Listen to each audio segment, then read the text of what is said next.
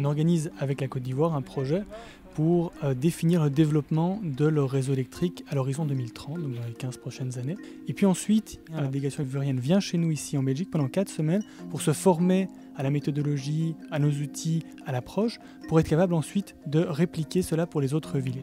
Dans ce contexte-là, on organise cette visite ici chez RESA pour leur montrer comment on s'organise en Belgique pour l'exploitation et le développement du réseau électrique. Nous sommes au centre de formation de Flémal qui réalise en fait l'écolage sur notre réseau électrique. Nous avons l'occasion ici d'écoler en fait des personnes sur le réseau 15 kV et sur le réseau 70 kV. Ce qui veut dire ici au niveau du manœuvrant, si malheureusement... Donc en fait ils vont pouvoir se faire une idée du matériel qu'on utilise en Belgique et en Europe et un peu voir au niveau de l'Afrique et de la Côte d'Ivoire quels sont les enseignements qu'ils pourraient tirer de leur visite. Nous avons des priorités. C'est clair, Abidjan représente 60% de la consommation en énergie de tout le pays.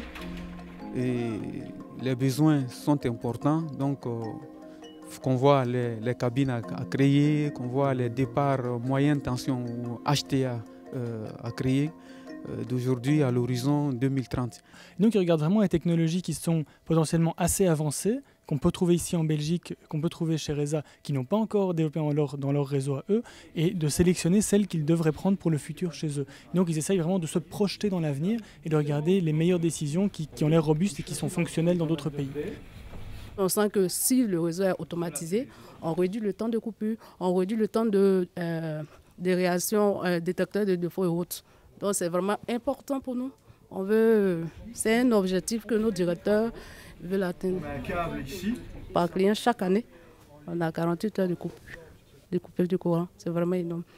C'est toujours le nom du premier organe de coupure qui suit le départ. Au niveau d'Abidjan, il y a des zones industrielles qui sont en pleine mutation. Qui ont besoin d'électricité. Qui ont besoin d'électricité, donc il faut qu'on puisse se préparer à accueillir ces industriels-là. On parle d'investissements qui se chiffrent en dizaines de millions d'euros déjà, qui doivent être pris dans les années qui viennent. Et aujourd'hui, les décisions se prennent déjà, donc on parle dans les prochaines années. Ils ont demandé par exemple plus d'informations sur les nouveaux postes qui ont été développés chez RESA. Je pense qu'à travers ces échanges d'informations, il y a moyen de construire, à mon avis, quelque chose qui est mutuellement intéressant. Oui. RESA est quand même la résultante de l'ALE. L'ALE a un savoir-faire depuis pratiquement 90 ans, a une expertise ici sur le bassin liégeois.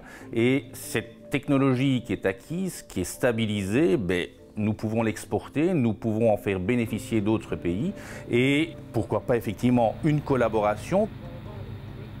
C'est impressionnant et nous sommes émerveillés. Et ça nous fait rêver pour la Côte d'Ivoire.